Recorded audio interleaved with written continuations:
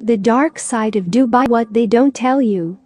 Number 5. Wild animals are not that wild in Dubai. People in Dubai have so much money that they don't know where to spend it anymore. Some buy golden cars, others swim in the pools full of dollar bills. Don't get me wrong, that is alright as long as it doesn't hurt anyone. However, it is trending in Dubai to own a wild animal. The sheiks are not happy with dogs and cats anymore, so they just buy themselves a tiger, panther, leopard, lion, or any other exotic animal. Of course, this is not The Walking Dead, and the sheiks are not as good with wild animals as King Ezekiel. Naturally, many animals suffer in Dubai just because rich men want to show off amongst their buddies. Of course, many people around the world think that it is something cool to have a tiger as a pet, but in reality, wild animals are supposed to be in the wild. You can be as rich as you want, but it is impossible to change the law of nature. Number 4. Sonepur, the labor camp in Dubai.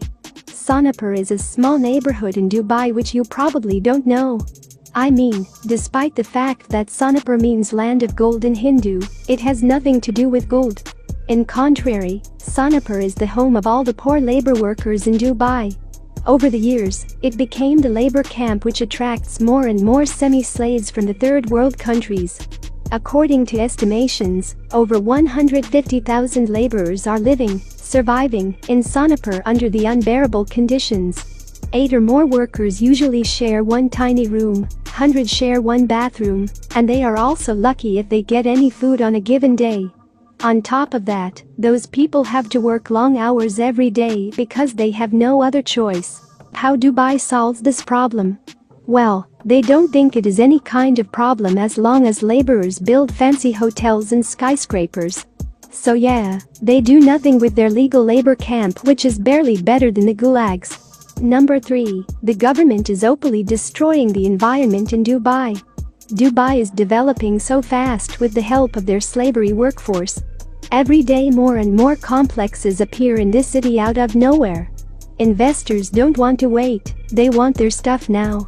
Naturally, there is a lot of sewage and chemical waste from the construction sites. However, sewage treatment facilities cannot keep up with the pace, and the lines for dumping the waste became so long that many businesses decided to dump their chemicals elsewhere. By saying elsewhere, I mean the sea. Many tourists started noticing that the sea is getting dirtier, and soon it will become dangerous to swim there. How did the government react to this? They simply shut themselves from the people with a wall of silence. Also, the government made sure that people understand that bringing this question up to the public will result in deportation out of the country. Number 2. Human trafficked in Dubai. The laws are extremely strict in Dubai when it comes to alcohol, drugs, and sex. A girl can get in trouble just by walking down the street with her hands not covered.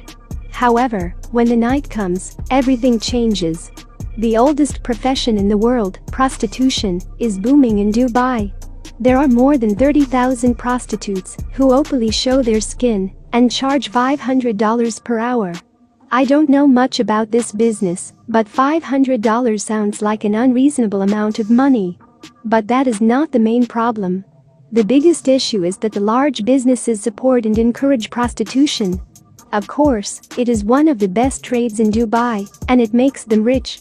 White slavery is a dirty public secret of Dubai, and even police turn a blind eye to it.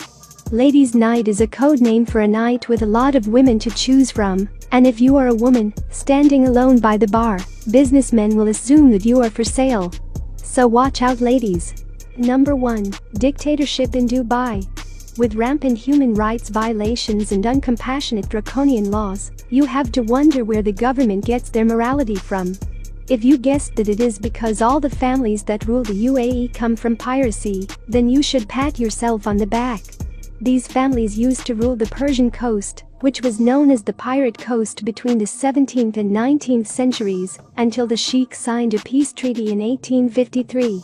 The Al Maktoum family has been the de facto ruling family in Dubai since 1833. There are no elected leaders, legislative institutions, or any political parties since then.